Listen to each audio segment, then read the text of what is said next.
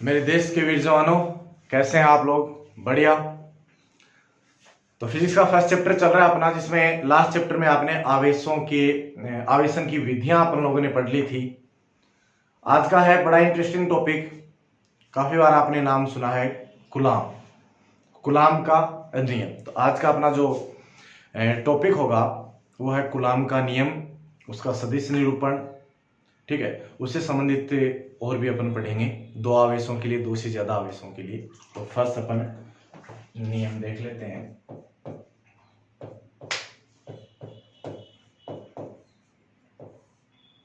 कुलाम का नियम।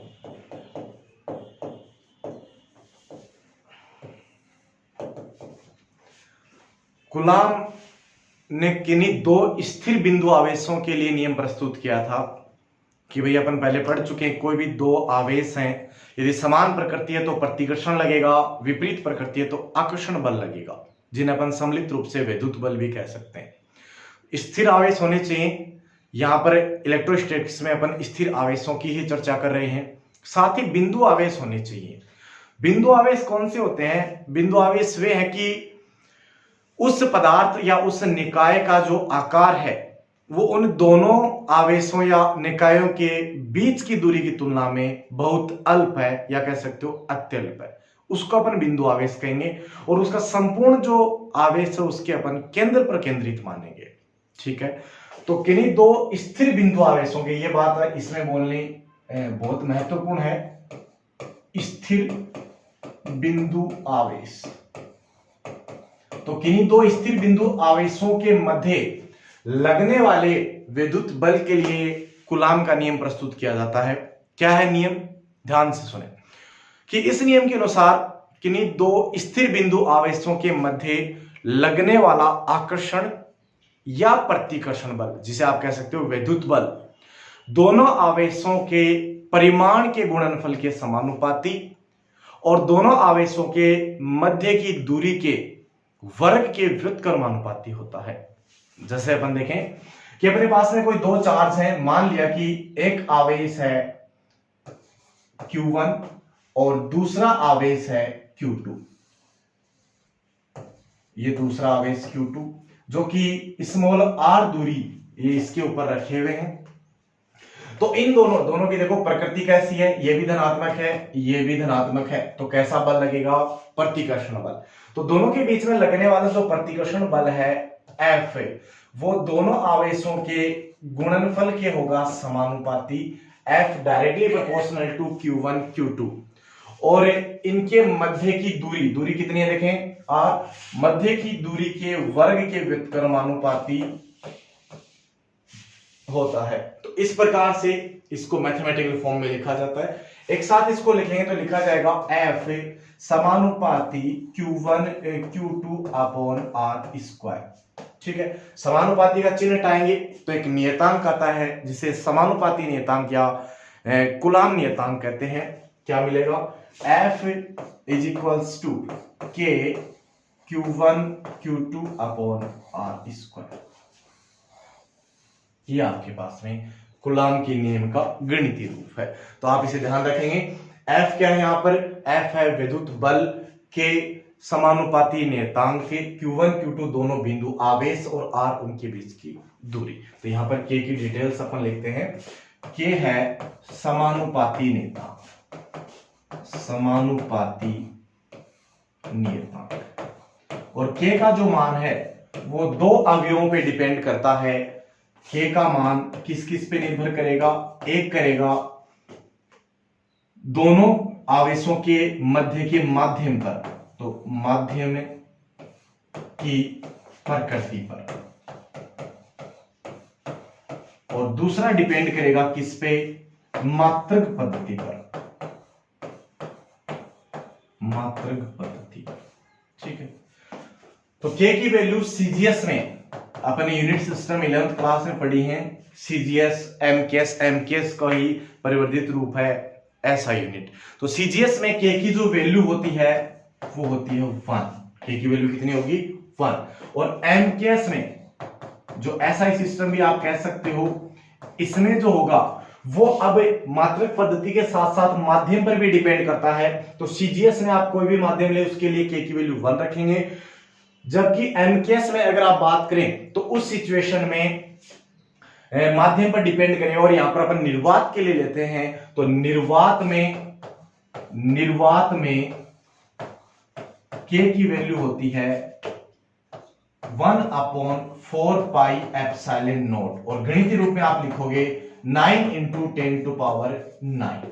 ठीक है, अब यहां पे इसकी यूनिट, इसके मात्रक की बात आएगी तो मात्रक इसी फॉर्मूले से लिखा जाएगा। जब अपन के की यूनिट निकालते हैं तो r² multiply Q1 Q2 upon में, तो F बल की न्यूटन, Q की कूलाम, स्टार्टिंग में अपन ने चैप्टर में पढ़ा था, r डिस्टेंस है और डिस्टेंस की यूनिट अपने पास होती है मीटर, तो यूनिट बनती है newton into metre square upon coulomb square.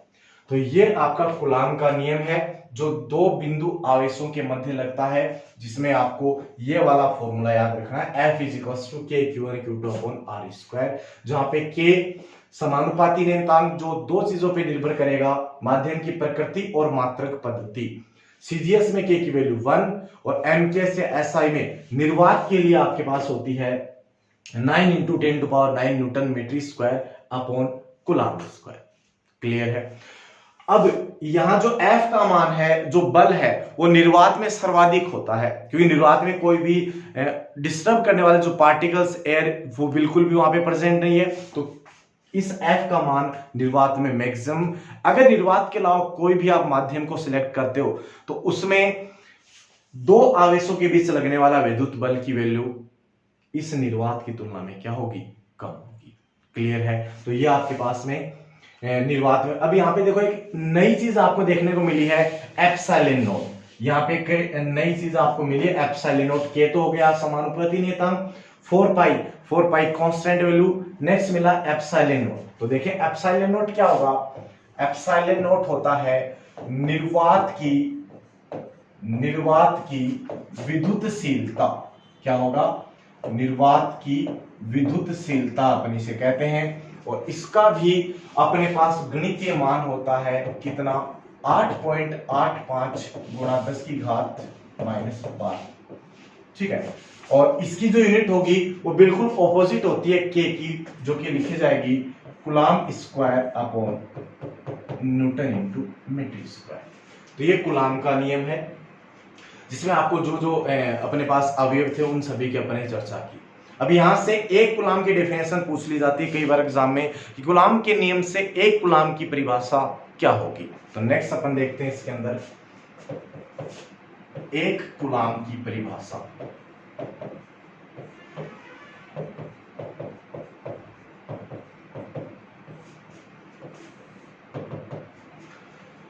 अभी अपन ने पढ़ा कूलाम का नियम, और कूलाम के नियम से एक फॉर्मूला लिखा था, F = K Q1 Q2 upon r²। ठीक है,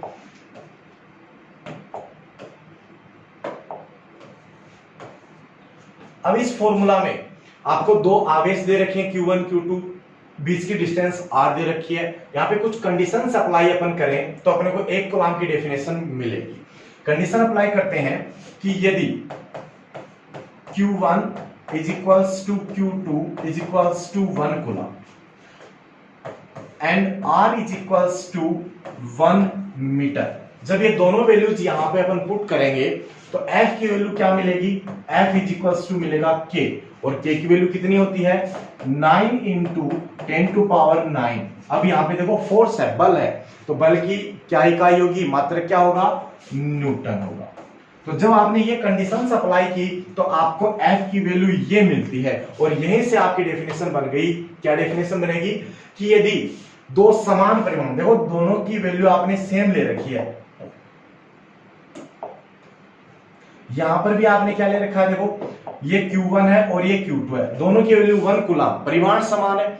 कितनी डिस्टेंस पे है? इकाई डिस्टेंस कह दो या 1 मीटर की डिस्टेंस कह दो। तो क्या डेफिनेशन बनती है कि यदि समान परिमाण के दो आवेश एकांक दूरी या फिर कह सकते हो 1 मीटर की दूरी पर स्थित हो और उनके मध्य लगने वाला बल कितना हो? 9 × 10⁹ हो, तो दोनों आवेशों का परिमाण किसके 1 कूलाम के तुल्य होता है। तो बड़ी इजी सी डेफिनेशन है।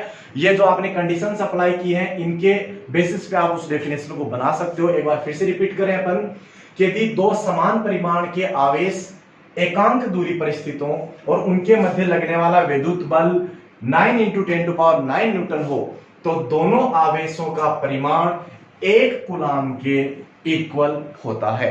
तो इस प्रकार से आप 1 कूलाम की डेफिनेशन दे सकते हो। तो ये 1 कूलाम की परिभाषा हो गई, ठीक है। तो कूलाम का नियम, इसके कुछ आपने फैक्टर्स पढ़े और 1 कूलाम की डेफिनेशन आपने पढ़ ली है, ठीक है। नेक्स्ट अपन स्टार्ट करते हैं। देखो बल है, बल के बारे में बताया कूलाम ने। तो बल कैसी राशि है? सदिश राशि है। कैसी राशि है? सदिश। तो सदिश निरूपण भी होगा फिर इसका। तो कूलाम के नियम का नेक्स्ट अपन पढ़ेंगे सदिश निरूपण। देखें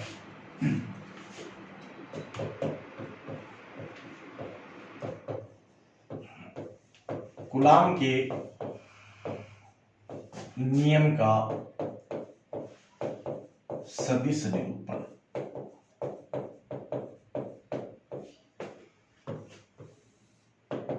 ठीक है। इसके लिए अपने को एक फ्रेम ऑफ रेफरेंस, निर्देश फ्रेम लेना पड़ेगा। उसके अंदर उन आवेशों की स्थितियां दर्शाएंगे, ठीक है। तो इस साइड अपन बना लेते हैं।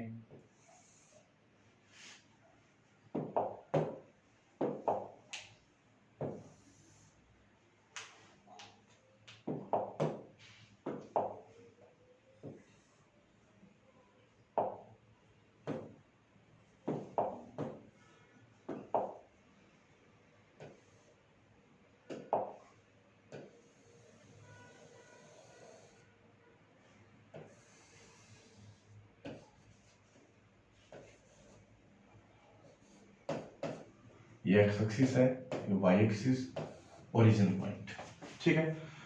तो कोई भी 2 चार्ज अपन लेंगे, Q1 एंड Q2। दोनों चार्जेस की ओरिजिन पॉइंट के रेस्पेक्ट में अपन क्या दर्शाएंगे? स्थिति दर्शाएंगे। और स्थिति सदिश को कौन दर्शाएगा? स्थिति सदिश। तो यहां पर निर्देश बिंदु के सापेक्ष Q1 का स्थिति सदिश है R1 वेक्टर और Q2 का स्थिति सदिश है R2 वेक्टर, ठीक है। जिसका भी अपन स्थिति सदिश लिखते हैं, एरो का साइन उसी डायरेक्शन में होता है। तो अपने Q1 का लिखा तो एरो का ये साइन और Q2 का लिखा तो एरो का ये साइन। दोनों के बीच की डिस्टेंस ये हो जाएगी, दोनों के बीच की डिस्टेंस जो परिमाण में समान होगी, लेकिन अगर अपन एक दूसरे के रेस्पेक्ट में स्थिति लिखेंगे तो डायरेक्शन डिफरेंट होगी, ठीक है। तो यहां पे एक चार्ज Q1 लिया है, एक चार्ज Q2 लिया है। दोनों के बीच की डिस्टेंस को भी अपन लिखेंगे। तो उससे पहले अपन लिखते हैं इनका स्थिति सदिश। तो पहले अपन निकालेंगे Q1 Q2 पर जो फोर्स लगा रहा है वो, फिर निकालेंगे Q2 जो Q1 पर फोर्स लगा रहा है वो। देखो दोनों सेम नेचर के हैं, ये भी पॉजिटिव है, ये भी पॉजिटिव है। कैसा लगेगा?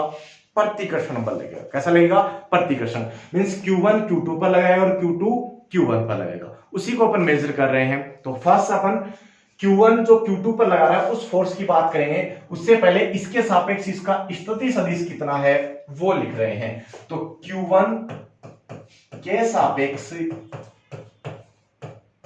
Q2 का स्थिति सदिश, स्थिति सदिश को अपन लिखते हैं R से, ठीक है, वेक्टर से R वेक्टर।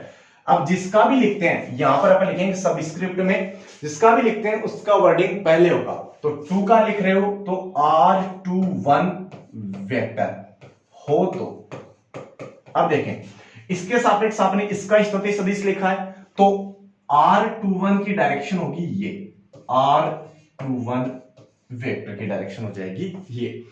अब यहां पे देखो ट्राइंगल बन गया और 11th क्लास में आपने त्रिभुज योग नियम पढ़ा है।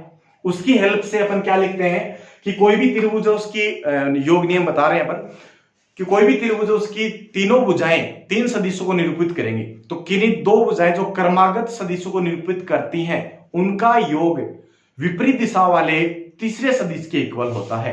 तो यहां पर अगर अपन देखें तो देखो R1 और फिर इसी डायरेक्शन में जा रहा R21, तो इन दोनों का योग R2 वेक्टर जो कि इनके विपरीत डायरेक्शन में है उसके इक्वल होगा। तो क्या लिखा जाएगा? हो तो ये लिखा जाता है वन वेक्टर और प्लस में R21 vector is equals to बनता है R2 वेक्टर, और यहां से R21 vector is equals to आपको मिल गया R2 vector minus R1 vector. This equation number 1। तो अपने को वन के सापेक्ष दूसरे का स्थितिज मिल गया। अब ये इस पर फोर्स लगाएगा, उसी फोर्स की कैलकुलेशन अपने को करनी है। तो देखें, अब लिखेंगे Q1 द्वारा Q2 पर लगा बल, F से डिनोट करेंगे। F किस पे लग रहा है? 2 पे, तो 2 आएगा सबस्क्रिप्ट में पहले और 1 आएगा बाद में। जो जिस पर फोर्स अप्लाई होता है वो पहले लिखा जाता है, जो फोर्स अप्लाई करता है वो बाद में लिखा जाता है। तो F21 इज इक्वल्स टू क्या बनेगा? वही फॉर्मूला अपना कूलाम के नियम वाला, K Q1 Q2 अपॉन बीच की डिस्टेंस। यहां पे देखो नीचे आता है परिमाण आएगा, तो यहां पे R21 है बीच की डिस्टेंस, तो ये बनेगा R21 वेक्टर का मोड का स्क्वायर। ठीक है, अपने को सदिश निरूपण पढ़ना है, तो ये सदिश राशि है तो ये लगाया सदिश। लेकिन जब सदिश वेक्टर आप पढ़ते हैं तो उस कंडीशन में ये तो होगा इसका परिमाण और साथ में आएगी दिशा, और दिशा को निरूपित कौन करता है? दिशा को निरूपित करता है एकांक सदिश। तो यहां लिखा जाएगा R21 कैप। R21 जिसके ऊपर भी कैप लगाते हैं, जैसे आप लोगों ने पढ़ा है, यहां पे बता देता हूं मैं। कोई भी आपके पास वेक्टर क्वांटिटी है तो वेक्टर क्वांटिटी को कैसे लिखा जाता है? उस वेक्टर क्वांटिटी का मैग्नीट्यूड A, इसको आप सिंपली ऐसे भी लिख सकते हो या फिर आप इसको ऐसे भी लिख सकते हो, और मल्टीप्लाई में आता है उसका कैप, जो कि होता है यूनिट वेक्टर एकांक सदिश, जो उसकी डायरेक्शन को रिप्रेजेंट करता है। ठीक है, तो ये आपने R21। अब यहां से सिंस वी नो दैट, क्या जानते हैं आप कि R21 vector is equals to R21 vector का मोड, जो भी मैंने बताया वही लिख रहे हैं, R21 कैप। यहां से R21 vector cap is equals to बनता है R21 vector upon R21 vector का मोड। ये आपके पास बनेगा। इस वैल्यू को अपन यहां पुट कर सकते हैं। जैसे ही यहां वैल्यू पुट करोगे तो नीचे देखो स्क्वायर ऑलरेडी था, एक या पावर और मिलेगी तो आपको क्यूब हो जाएगा, और ऊपर है R21 वेक्टर जिसकी वैल्यू इक्वेशन नंबर आप 1 से लिख सकते हो। तो नेक्स्ट अपन इसको आगे सोल्व कर रहे हैं, तो बनेगा F21 vector is equals to K Q1 Q2 upon R21 vector mod whole cube R21 vector. ठीक है, इक्वेशन 1 से वैल्यू पुट करेंगे आप R21 वेक्टर की, तो मिलेगा आपको F21 vector is equals to K Q1 Q2 upon R21 vector cube R2 minus R1 vector. This equation number 2। ये इक्वेशन जो 2 आप देख रहे हैं, ये इक्वेशन 2 फर्स्ट Q1 चार्ज के कारण Q2 चार्ज पर जो फोर्स अप्लाई हो रहा है उस फोर्स की वेक्टर रिप्रेजेंटेशन सदिश निरूपण को व्यक्त कर रही है। ठीक है, क्लियर? अब जिस प्रकार से देखें तो Q1 ने Q2 पर फोर्स अप्लाई किया, अब ये जो फोर्स है सदिश है, तो सदिश है तो इसकी डायरेक्शन होगी।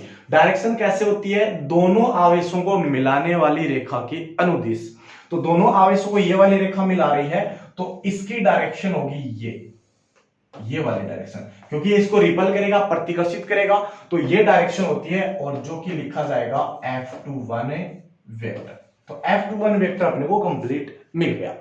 अब देखें, जैसे Q1 Q2 पर लगा है तो Q2 भी Q1 पर अप्लाई करेगा। तो पहले Q2 के रेस्पेक्ट में Q2 के सापेक्ष Q1 का स्थिति सदिश क्या होगा? तो Q2 के सापेक्ष Q1 का स्थिति सदिश ये होगा, जो कि लिखा जाएगा R12 वेक्टर। ठीक है, इसको अपन लिखते हैं। तो नेक्स्ट लिखेंगे Q2 के सापेक्ष Q1 का स्थिति सदिश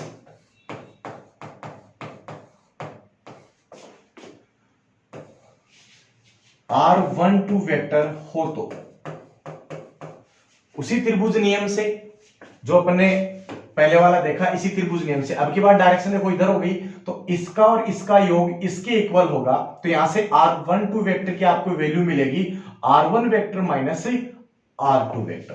तो लिखेंगे अपन r12 vector is equals to r1 vector minus r2 vector, equation number 3। जब आपको यहां पे स्थिति सदिश मिल गया तो आप उसके लिए फोर्स डिराइव कर सकते हैं। तो नेक्स्ट होगा Q2 द्वारा Q1 पर लगाया गया बल,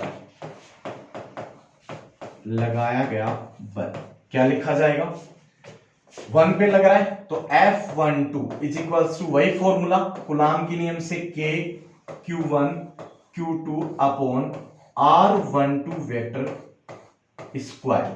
वेक्टर फॉर्म लिखनी है तो यहां पे वेक्टर और यहां पे R12 कैप। अगेन कैप को आप चेंज करेंगे वेक्टर फॉर्म में तो क्या लिखा जाएगा, K Q1 Q2 upon R12 vector square. अब यहां से लिखेंगे तो क्या बनेगा, R12 vector upon R12 vector का मोड, दो ऑलरेडी पावर है तो ये कितनी हो जाएंगे, अभी ये आपके पास में हो जाती हैं 3 और यहां पे बनेगा R12 वेक्टर। R12 वेक्टर की वैल्यू कहां से पुट करोगे, इक्वेशन नंबर 3 से। तो नेक्स्ट अपन वैल्यू पुट करते हैं तो बनेगा F12 vector is equals to K Q1 Q2 upon R12 Q R1 vector minus R2 vector, equation number 4। Equation 4 जो है वो किसको रिप्रेजेंट कर रही है, वो कर रही है 2 के द्वारा 1 पर लगाया गया जो फोर्स है उसको रिप्रेजेंट कर रही है, ठीक है। तो यहां पे दोनों आपको सदिश निरूपण मिल गए। अब इसको अपन कंपेयर करते हैं तो देखें अपन ने इक्वेशन नंबर 2 जो निकाला था वो आपके पास में है F21 K Q1 Q2 upon R21 Q R2 minus R1 vector, और जो अभी अपने निकाला है ये कुछ इस प्रकार से है। अब तो चाहे आप इक्वेशन 2 या इक्वेशन 4 को रीअरेंज कर सकते हैं, जो मर्जी है उसको आप करके देखें। मैं इस इक्वेशन 4 को रीअरेंज कर रहा हूं तो यहीं से अपन लिख देते हैं समीकरण 4 से F12 vector is equals to K Q1 Q2 upon R21 vector Q। मैंने इसको 1 2 को 2 1 लिखा है, यहां पे नेगेटिव साइन आएगा बट यहां पे मोड में है तो यहां नेगेटिव साइन का कोई इफेक्ट नहीं होगा, बट यहां पे चेंज करेंगे तो यहां मैंने जैसे इसको चेंज किया R2 vector minus R1 vector तो क्या होगा, तो यहां नेगेटिव साइन आ जाएगा, यहां क्या आ जाएगा, नेगेटिव साइन। और ये जो इधर वाला RHS में जो आप क्वांटिटी देख रहे हो, देखना जरा क्या यह इक्वेशन 2 के इक्वल है। देखो यहां पर ये जो इक्वेशन आप 2 देख रहे हो क्या इसी के इक्वल है, बिल्कुल बिल्कुल एग्जैक्ट इसी के इक्वल है। तो इसके इक्वल इक्वेशन 2 से आप क्या लिख सकते हो, F21 वेक्टर। तो लिख देंगे अपन तो समीकरण 2 से क्या लिखेंगे, इसके इक्वल तो बनेगा F12 vector is equals to minus F21 vector, ये आपको मिल जाता है। और यहां पे आप फोर्स को रिप्रेजेंट करें तो ये इसके ऊपर फोर्स लगाएगा वही विपरीत डायरेक्शन में, तो ये बनेगा F12 वेक्टर। और ये जो मैंने लास्ट इक्वेशन लिखी है, ये जो लास्ट इक्वेशन नंबर 5 है, ये क्या रिप्रेजेंट कर रही है, देखो कि 1 के द्वारा जो 2 पर लगाया गया फोर्स है वो 2 के द्वारा 1 पर लगाए गए फोर्स के देखो मैग्नीट्यूड परिमाण में समान है, लेकिन नेगेटिव साइन है तो दिशा में कैसा होगा, विपरीत। और ये कहां पढ़ते हैं अपन कि एक वस्तु दूसरे पर परिमाण में समान और दिशा में विपरीत बल लगाती है। एक वस्तु दूसरे पर बल लगाएगी तो दूसरी भी पहले पर बल लगाती है, जो परिमाण में समान होता है और दिशा में विपरीत, न्यूटन के तृतीय नियम में। कहां पढ़ते हो, न्यूटन के तृतीय नियम में। तो यहां से मैं क्या कह सकता हूं, यहां से ये कह सकता हूं कि जो कूलाम का नियम है वो किसको फॉलो करेगा, वो न्यूटन के तृतीय नियम को फॉलो करेगा। तो यहां से अपन पॉइंट बना सकते हैं कि कूलाम का नियम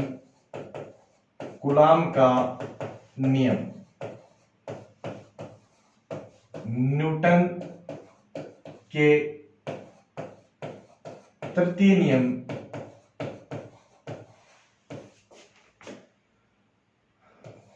पर आधारित है। ठीक है, तो ये इस प्रकार से कूलाम के नियम का सदिश निरूपण कंप्लीट होता है। ठीक है, इससे संबंधित कुछ और भी पॉइंट्स हैं, जैसे कि जो कूलाम का नियम है वो केवल स्थिर बिंदु आवेशों के लिए ही वैध होता है। ठीक है, नेक्स्ट से जो कूलाम का नियम है वो केंद्रीय बल, जो यहां पे बल दिया जाता है वो कौन से बल, किस प्रकार का बल होगा, केंद्रीय बल प्रकार होगा। ठीक है, तो आपसे पूछ लें कूलाम बल जो किस प्रकार का है, वो केंद्रीय प्रकार का बल है। और ये जो इनके मध्य जो बल लगता है वो गुरुत्वाकर्षण जो कि किन्हीं दो द्रव्यमान वाले पिंडों के बीच लगता है उनसे कई गुना ज्यादा प्रभावी होता है। ठीक है, जो विद्युत चुंबकीय बल अपन इसे कहते हैं। क्लियर है। अब यहां पे एक छोटा सा टॉपिक और आता है इसके अंदर, पैरावैद्युतांक, डाइलेक्ट्रिक कांस्टेंट, पैरावैद्युतांक। देखो पैरावैद्युतांक क्या है। अभी अपन लोगों ने बताया कि जो दो आवेशों के बीच बल लग रहा है वो बल निर्वात में सर्वाधिक होता है। निर्वात में क्या होगा, सर्वाधिक। तो निर्वात की तुलना में अगर कोई दूसरा माध्यम ले तो उससे बल में क्या आएगी, कमी। तो कितने गुना कमी आती है, कितने गुना कमी आती है, उसी को अपन क्या कहते हैं, पैरावैद्युतांक कहते हैं। इसे एप्सिलॉन आर से डिनोट करते हैं। किसे डिनोट करते हैं, एप्सिलॉन आर से। तो अगर इसको फॉर्मूला में लिखना चाहें तो epsilon r is equals to क्या बनेगा, कि जो आपने कहा कि निर्वात की तुलना में कितने गुना उसमें कमी आई उसको निरूपित करेगा। तो यहां पर बल के फॉर्म में अगर इसका फॉर्मूला लिखना चाहें तो बनता है कि निर्वात में बल एफ ओ से जिसे डिनोट करूंगा एफ नोट से कह दें और अपॉन में एफ एम। तो कहेंगे कि निर्वात में बल व उस माध्यम में बल का अनुपात पैरावैद्युतांक के इक्वल होगा। ठीक है, अगर इसको आप लिखते हैं तो क्या मिलेगा, एफ नोट की वैल्यू 1/4 पाई एप्सिलॉन नोट, के की वैल्यू पुट कर दी मैंने, Q1 Q2 upon r square. और मीडियम के लिए रखेंगे तो 1/4 पाई एप्सिलॉन नोट की जगह क्या जाएगा, epsilon Q1 Q2 upon r square. देखिए Q1 Q2 upon r square से कैंसिल आउट हो गया, 4 पाई से 4 पाई कैंसिल आउट हो गया, अपने को मिलेगा epsilon r is equals to epsilon upon epsilon naught. ये अपने को रिजल्ट मिलता है। तो यहां से आपको एक फॉर्मूला मिल गया जो अपने बहुत काम आएगा। और यहां से डेफिनेशन ही बना सकते हो कि किसी माध्यम का पैरावैद्युतांक, ये किसी माध्यम का होता है।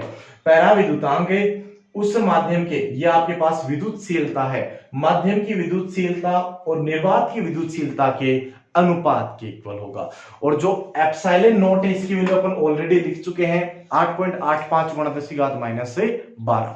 और जो एप्सिलॉन है ये सब माध्यमों के लिए अलग अलग होती है, जो एक बड़ा नंबर होने के कारण इसे याद करना थोड़ा मुश्किल है, इसलिए अपन, ये तो ऑलरेडी अपने याद है, एप्सिलॉन आर याद रख लेते हैं जो अलग अलग माध्यमों के लिए अलग अलग होगी। और यही अपने पास में यूज होती है एप्सिलॉन आर। क्लियर है। तो कुछ उदाहरण है अपने पास में एप्सिलॉन आर के लिए। तो उन एप्सिलॉन आर वाले उदाहरणों के लिए कुछ लिख सकते हैं अपन, जैसे कि एग्जांपल बताएं आपको। जैसे कि सामान्यतः अपन अगर आप कांच लें तो कांच के लिए, कांच इसके लिए एप्सिलॉन आर की जो वैल्यू होती है वो होती है 5 से लेकर 10 के मध्य हो सकती है। अबरक की अगर आप बात करोगे, ये भी एक प्रकार का आपके पास में पदार्थ है, इसकी होगी 3 से लेकर 6 तक। अब निर्वात के लिए जब इसकी बात करेंगे तो निर्वात के लिए मैं यही लिख देता हूं, निर्वात। देखें निर्वात के लिए यहां एप्सिलॉन नोट, यहां माध्यम में निर्वात होगा तो epsilon naught upon epsilon naught is equals to 1। तो निर्वात के लिए इसकी वैल्यू क्या होती है, 1। तो ये सबसे मिनिमम वैल्यू है। अगर कोई भी आप माध्यम लेते हो तो उसके लिए एप्सिलॉन आर की वैल्यू ऑलवेज ग्रेटर देन 1, हमेशा 1 से क्या होगी, ज्यादा होगी। चाहे आप कोई भी माध्यम ले लें निर्वात के लिए, अगर आप एयर भी, हवा भी लेते हैं तो उसके लिए भी एप्सिलॉन आर की वैल्यू 1 से ज्यादा होगी, 1.0059, किसी के लिए 5-6 होती है, ठीक है, तो वो 1 से बड़ी है। लेकिन जब निर्वात अपन कह सकते हैं कि एनी टाइम अवेलेबल नहीं है, हवा अपने पास में अवेलेबल है, तो हवा के लिए भी अपन अप्रोक्स इक्वल्स टू किसके मानते हैं, 1 मानते हैं। लेकिन अगर एग्जैक्ट वैल्यू अपन लिखना चाहें तो एग्जैक्ट वैल्यू हवा के लिए लिखी जाती है 1.00059, ठीक है, इस प्रकार से अपने पास लिखी जाएगी। इसमें भी ऑक्सीजन के लिए लिखोगे तो 5-6 हो जाएगा, किसी दूसरे और गैस के लिखोगे तो अलग हो जाएगा। अगर अपन शुद्ध पानी के लिए लिखें, शुद्ध पानी के लिए इसकी वैल्यू होगी 80। और सबसे इंपॉर्टेंट, अगर सुचालक मैं कह दूं धातु, तो उसके लिए इसकी वैल्यू होगी इन्फिनिटी, अनंत। और यहां से छोटा क्वेश्चन एग्जाम में पूछ लिया जाता है कि किन्हीं भी दो आवेशों के मध्य निर्वात के स्थान पर, निर्वात में लगने वाला बल F है, और निर्वात के स्थान पर कोई धातु की पट्टिका रख दी जाए तो उनके मध्य लगने वाले बल पर क्या प्रभाव पड़ेगा। जैसे ही यहां पर आप धातु की पट्टिका रखोगे तो F की वैल्यू क्या होती है, देखो F is equals to 1 upon माध्यम के लिए 4 pi epsilon naught epsilon r Q1 Q2 upon R square, ये होता है एप्सिलॉन आर। जैसे आपने इन्फिनिटी पुट किया तो 1 अपॉन इन्फिनिटी कितना हो गया, 0, तो उस स्थिति में F की वैल्यू क्या हो जाएगी, 0। ये क्वेश्चन बहुत बार पूछा जाता है कि किन्हीं दो आवेशों के मध्य कोई धातु की पट्टिका रख दी जाए, तो धातु की पट्टिका कैसी होती है, सुचालक, और सुचालक के लिए इसकी वैल्यू कितनी, इन्फिनिटी होगी। तो यहां से आपको उसका आंसर मिल जाता है। तो ये कूलाम का नियम, इससे संबंधित जो भी अपने पास अवयव थे वो अपने कंप्लीट हो गए हैं। नेक्स्ट क्लास में नया टॉपिक होगा। आज के लिए इतना ही, धन्यवाद।